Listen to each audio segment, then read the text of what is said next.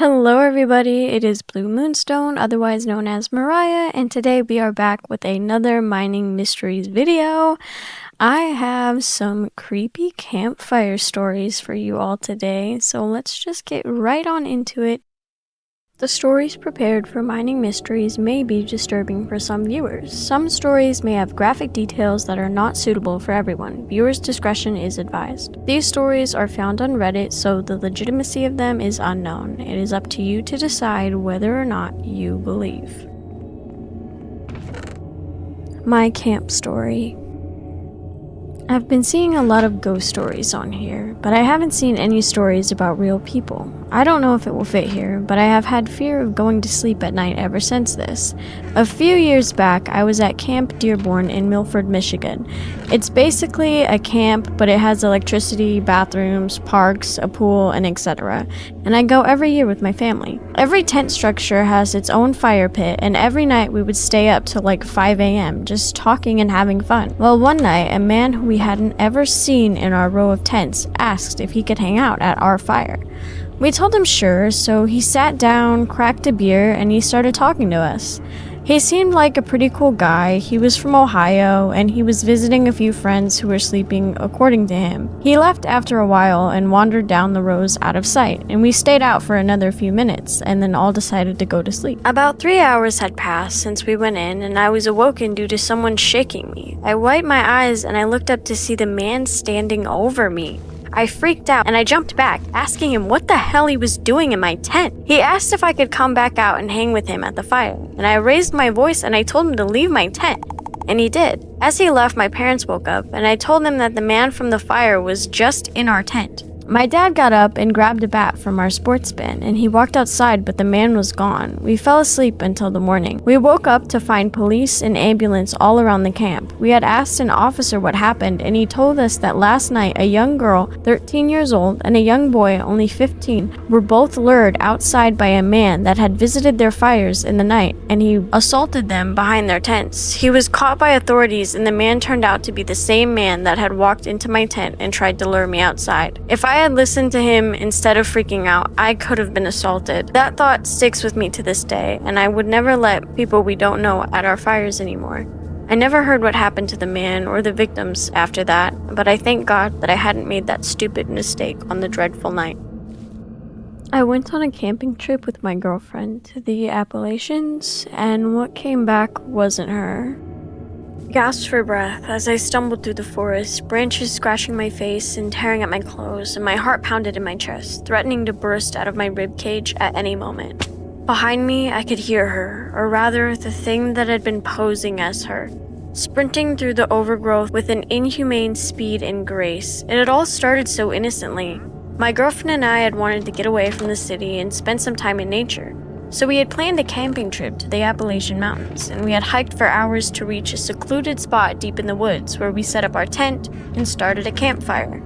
We talked, laughed, and shared stories under the starry sky, enjoying the peaceful solitude of the wilderness. But then something changed. It was subtle at first, tiny details that didn't quite add up. The way that she moved and the way she spoke. The way she looked at me with dark, uncanny eyes that seemed to reflect something other than human emotion. I had tried to brush it off, to convince myself that I was just being paranoid, but as the night wore on, the signs became more and more obvious. And then, as we lay in our tent, she had shifted. Her bones cracked and twisted, and her skin teared and reformed into something that was no longer human.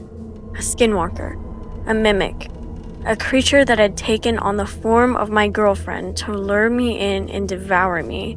It looked like a human stripped of their skin and flesh, leaving only muscles, tendons, and bones visible, with 2 empty eye sockets, 2 backward-bending appendages under its armpit. I had barely managed to escape with my life. I grabbed a knife beside the sleeping bag and I slashed at the creature, giving me enough time to scramble out of the tent and run blindly into the forest. Freaking out, I was looking for an escape, and now I was lost, alone, and terrified. As I stumbled through the overgrowth, my mind raced with thoughts of what I had seen, what I had experienced. Was this real? Was I imagining things? Had I lost my fucking mind? But the sound of its paws pounding on the forest floor was all the confirmation I needed. I had to find my real girlfriend, and I had to get out of these woods. And that's when it hit me. Earlier that day, we were back at the car with my real girlfriend Ames when I had first left to look for a camping spot. She hadn't followed me, but at some point what I thought was her stepped out onto the trail. She said she had caught up to me. That fucking thing had stalked me from the beginning. And finally, what felt like hours of running, I saw a light in the distance. It was faint, but it was enough to give me hope, and I stumbled toward it, my heart pounding in my chest as I drew closer. As I emerged from the woods, I saw her. My real girlfriend in the parking lot, sitting in our sedan, looking up at me with a mixture of relief and confusion. "Thank God," she said, running towards me. "I've been so worried. What happened to you? You've been gone for hours. I almost called the police. I collapsed into her arms, tears streaming down my face. I tried to speak, and I tried to tell her what happened, but my words came out in choked sobs. She held me, soothed me with gentle words and a warm embrace. It took me hours to calm down as we sped out of there. To tell her everything that had happened, she listened patiently, and her expression growing increasingly horrified as I recounted my encounter with the skinwalker. When I was finished, she hugged me again, and her eyes were full of understanding. I nodded, feeling a sense of relief wash over me that I was safe. For now. But I knew that the memory of the skinwalker would haunt me for the rest of my life. Something would always be watching me from the woods. It had been a few hours later when I heard from a camping buddy that park rangers had discovered a skinned and utterly mutated humanoid creature exactly matching the description of what came after me. Something had killed it. I went camping with my friends. Something is really wrong. Quick little announcement from editor Mariah. For this last story, I'm recording it a day later, and I kind of have a little bit of a cold going on, so if I sound a little bit muffled for this one, I am very sorry. But I still wanted to put this video out for you guys, so thank you all so much, and here we'll get back to the story. 3 years ago, my friends and I decided we would all go on a fun camping trip for the weekend. Like most friend groups, we had a group chat where we discussed our plans and other random topics. Typically, our plans were made last minute, and somehow planning ahead never worked for any of us. Ironically, the more spontaneous the plan, the more likely it was to happen. So you can imagine my surprise when we managed to plan out a camping trip in advance, and it actually worked out. All of our parents said yes, and no one had any games or school commitments to worry about. We scheduled the trip for a Friday evening, planning to spend the whole weekend outdoors. When Friday finally came, we were all excited. Some of my friends brought tents and fire starting gear, while others packed safety equipment just in case. The only downside, we had to hike a trail to reach the campsite. I had work that night, so I was the last one to start the hike. I got off at 8:30 p.m. and I made it to the trailhead by 8:50. The hike would take an hour at most. Keep in mind I lived in Colorado, so the wildlife was always something I had to watch out for. But little did I know, wildlife would end up being the least of my concerns. As I started along the trail, my mind began to race. I'd always been someone who overthought everything, and my thoughts spiraled. What if a bear comes out and eats me? What if my blood sugar drops and we're out of snacks? And what if someone is stalking me from behind these trees? Eventually the thoughts faded, and I found myself more focused on the music playing through my headphones. As I kept walking, I realized my blood sugar was actually starting to drop. I stopped for a quick snack break and I sat down to rest. I've been type 1 diabetic since birth. Ever since I was 18 months old, when my pancreas decided to retire early, my life has revolved around managing my sugar intake. All that really did was turn me into a sneaky kid who constantly found ways to sneak sweets. Sometimes I wonder what it would be like to be normal. Then again, this is my normal. I don't have a single memory of life without diabetes. If anything, not having it would feel abnormal to me. Maybe I wouldn't be the punching bag of the group if I didn't have it. And maybe my mom wouldn't carry so much guilt over it. Either way, there's not much I can do. It's just the shitty hand that I was dealt. Once my blood sugar was back at a reasonable level, I stood up and continued down the trail, but after a few minutes I stopped. My surroundings felt off, uncomfortably unfamiliar. I looked at the map I was using and realized I'd taken a wrong turn. I'd been walking in the wrong direction for nearly the entire hour that this hike was supposed to take. A chill crept through me. It felt like freezing water was being pumped through my veins, and my mouth went dry. My heart pounded so hard I could feel it in my head. Fuck, okay, this isn't a big deal, I muttered to myself, trying to stay calm. I just walk back until I reach the point where I went off course, and then I'll take the right path. But deep down, I was panicking, and I didn't even know why. It wasn't just that I was lost. Something about that one wrong turn felt wrong in a way I couldn't explain, like it had set something into motion. As I retraced my steps, a strange paranoia crept over me, and I started walking more quietly. I pulled out my headphones and tried to suppress every sound I made, moving quickly but silently, like something might be listening. As I started walking, I began to notice something strange. Why are there 2 sets of footsteps? I wasn't imagining it. I could clearly hear it. It wasn't subtle. Every time I took a step, something else did too. But it wasn't just that something was walking behind me. No, it was that every footstep it took was perfectly synchronized with mine. Not just the timing, the sound was identical. The only reason I even noticed it was because of a slight delay, just a fraction of a second. I know, that doesn't make much sense, but if I stepped when I stepped, the sound should have blended perfectly, but it didn't. I could hear the echo of it, like a mirrored version of my own movement, just a half beat behind. I started counting each of my steps, and each of the ones I heard. It wasn't the idea that someone might be there that scared the shit out of me. No, it was the realization that something was there, copying me perfectly. That's not something a person can do. No human can replicate another person's footsteps exactly. Not down to the sound, the weight, and the rhythm with 100% accuracy. Most people, when they think they're being followed, will call out and ask who's there, maybe even run. They'll make it obvious that they know. I wasn't gonna do that, and I decided to play smart and act clueless. The plan was simple: keep calm, walk like everything was fine, and the moment I reached the parking lot, run. Run to my car, lock the doors, and get the hell out of there.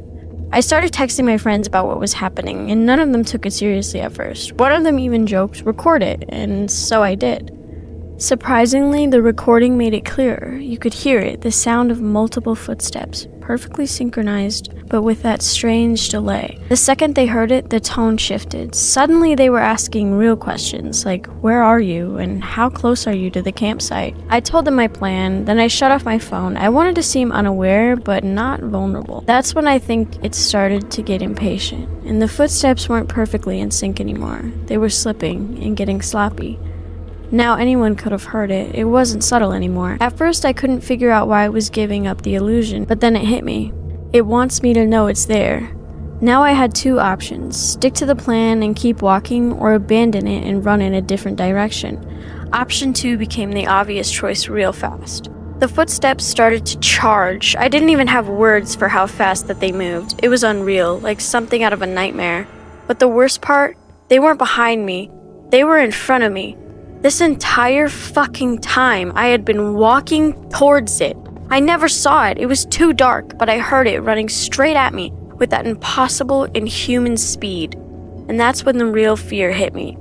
I can't even begin to describe the fear I felt. It wasn't just a kind that makes your heart race. This was deeper, primal. My chest tightened so hard it felt like my ribs were closing in on my lungs, and my heartbeat wasn't just pounding, it was slamming. Like it was trying to break free from my chest. Every beat hurt. My skin was cold and clammy, like all of the warmth in my body had been sucked out through my face. It felt hollow, like my skull was trying to collapse in on itself. And my mouth was so dry it felt like sandpaper, like I hadn't had water in days. Even my thoughts weren't normal. They didn't come in words anymore, just sharp flashes of panic, like alarm bells going off in a language that I didn't understand. This wasn't just fear, this was my body reacting like it knew something was wrong. Something it couldn't see, but it felt. I bolted off the trail and into the woods, and there was no way I could outrun this thing in a straight line. Whatever it was too fast. I ducked behind trees, and I ran in every direction I could, desperate to break its line of sight. I don't know how long I ran. Minutes, hours, my lungs were on fire. Every breath a knife in my chest, and I finally stopped when I realized the footsteps were gone. But so was the trail. I had run so far, and I turned so many times, I couldn't tell where I came from. And to make things work, it was dark. Not just can't read my phone dark, I mean pitch black. I couldn't even see 2 feet in front of me. I reached for my flashlight just as my fingers brushed the switch. Something stopped me. Not a feeling, but an instinct. It was deeper than a thought. Something primal, ancient, a survival reflex that didn't feel like it came from me. And I heard it, a voice in my head, one I was not in control of. I froze. I don't know why, but I knew if I turned on that flashlight, I would die. It said. So I did. I walked forward, straight ahead for what felt like minutes. Hands out, blind. I obeyed. My body wasn't mine anymore. I was just following orders. Silence. And then the voice returned, louder this time. Hide. My stomach dropped. Hide? What the fuck do you mean? I couldn't see anything. How was I supposed to hide in a forest I couldn't even see? Hide. The voice repeated, sharper, more urgent this time. And that's when I knew, whatever had been chasing me, it wasn't done yet. It was close. My gut was right.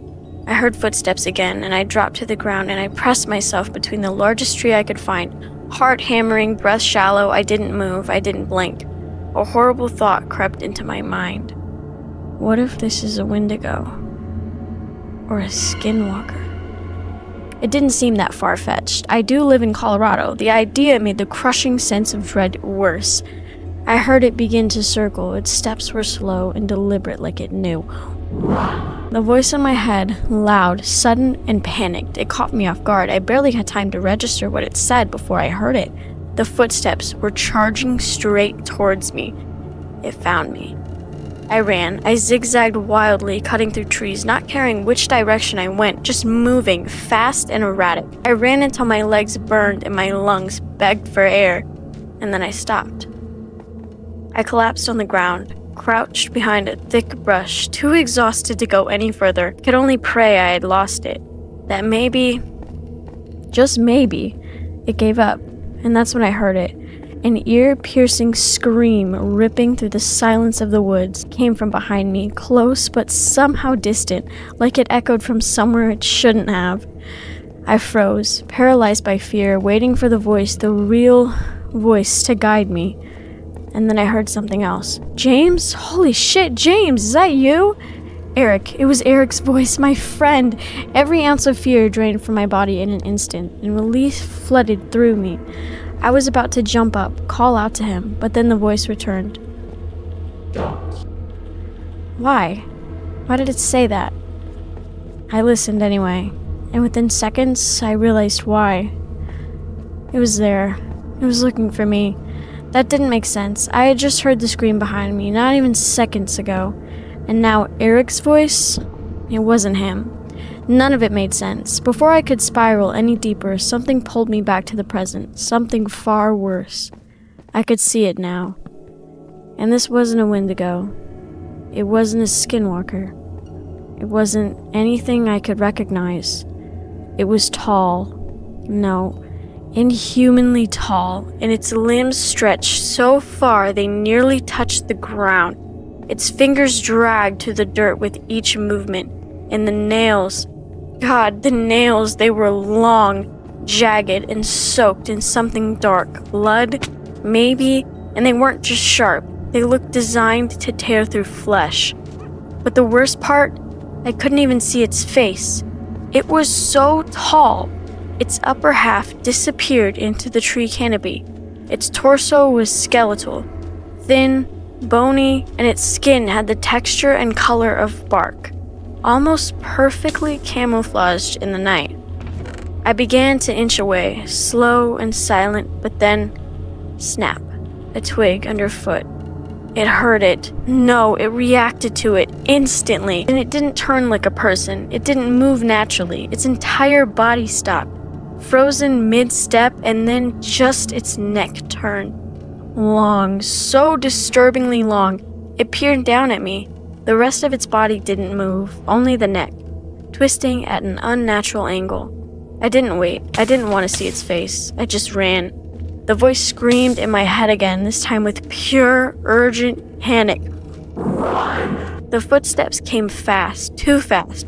They didn't sound like running. They sounded like something charging through the woods, tearing through the branches, eating the distance between us like nothing. It roared. But the sound, it wasn't the scream I heard earlier. This time, the voice in my head started shouting commands. Left, right, faster, slower. I followed it blindly.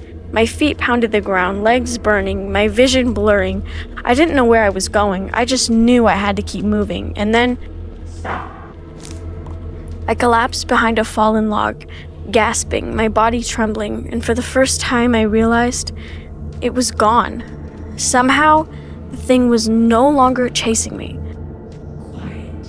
The voice whispered, and I obeyed. Not a sound, not a breath too loud, and then another word. And that's when I understood. My blood sugar, the running, the fear, the adrenaline, it drained me completely. I was crashing, and if I didn't eat something soon, I wasn't going to survive. Even if the monster didn't get me first, I pulled out a candy bar and I began eating as quietly as possible. It had been a good 15 minutes, and the voice had gone silent, and everything around me was dead quiet. Not peaceful, not still, just wrong. I tried to reassure myself that I was going to make it out alive, but no matter what I told myself, I couldn't shake the feeling. I couldn't calm down, because in my gut I knew that this only ended one way. Listen. The voice returned, cutting through the silence like a blade, and I listened. And that's when I heard it. James. The voice was uncanny. Have you ever watched the Mandela Catalog? It sounded exactly like that. Like a warped imitation of a real voice, stretched and hollow, echoing from something that wasn't human and never had been. I turned, and standing there was a humanoid figure, but it wasn't human.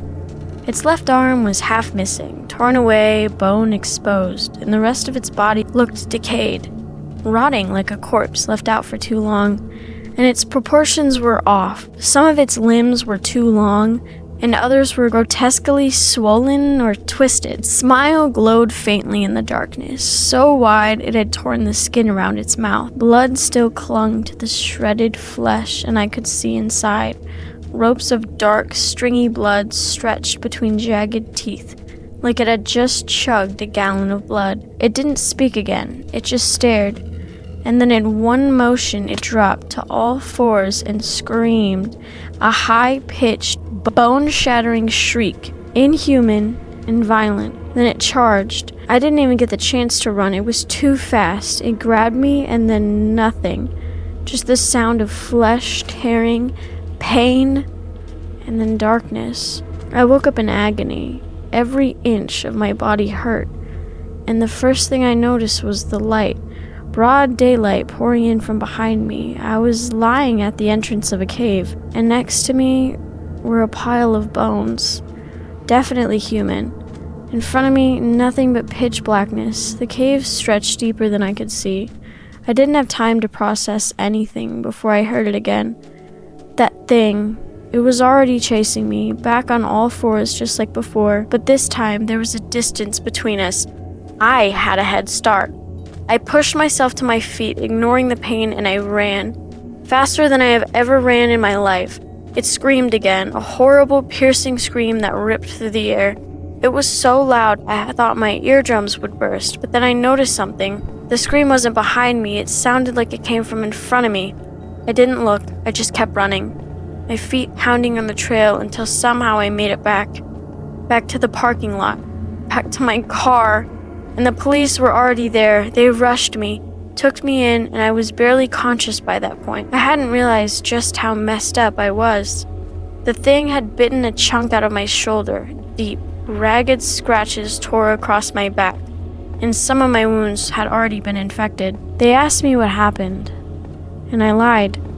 What was I supposed to say? The truth? That a monster in the woods stalked me for a week and left me to die in a cave full of bones? They would have locked me up in a padded room. But as they questioned me, I learned something that chilled me deeper than anything else had. I'd been missing for a week. A whole fucking week. But somehow I survived, which made no sense. I didn't have my backpack. My insulin was gone. My pump was missing. There's no way I could have gone a week without it. No way I could have gone that long without water. But I did. Somehow, recovery was long and hard, and therapy was even worse. But eventually I told the truth. My therapist gave me the usual response. Trauma interferes with our memory. Yeah, I know what I saw. She made me talk about it a lot, and that's when I started putting all the pieces together. The screams, the voice in my head, what I thought was a guide. It was never guiding me out. It was leading me deeper. There wasn't just one of those things, there were two. And every time I heard that scream, and every time I thought it was in front of me, it was actually right behind me. They messed with my perception, they bent my senses, and they used sound and hope to trap me. They weren't hunting me for the kill. They were playing with me. And I think that's the part that breaks me the most. They kept me alive on purpose. They let me wake up again and again. I wasn't unconscious for a week. I wasn't asleep for that whole time. I kept waking up, but every time I opened my eyes, it was night. Every time I'd forget what happened the time before, and every time the chase would begin again. Sometimes I'd run, sometimes I'd hide. Sometimes I'd hear a loved one's voice calling out to me, like Eric or my mom, but they were never real. The second creature, whatever it was, it mimicked them. Using their voices and their faces, it gave me hope, just long enough to lead me into the jaws of another. And every night, the game reset, and every night I lost. I know this now, because the memories come back, slowly, in flashes, in dreams. I wasn't asleep for a week. I woke up 7 times. 7 nights, 7 rounds of fear, of pain, and false hope. I even went into the cave, the same one I always came out of, I think. I lived in it for some of those nights. The memories are still blurry, but here's what haunts me the most. Why was the last time different? Why did I wake up in daylight? Why was that the only time I made it out? I ran 10 minutes from the cave to the trail. That's far, but not far enough to explain why the pattern broke. It doesn't make sense. And maybe it's not supposed to. Some things are random for a reason, and some horrors don't follow rules. This is just what I remember, my perspective. But I know one thing for sure. It's over now. And I am never going camping again. No, fuck that. I am never going near the woods again.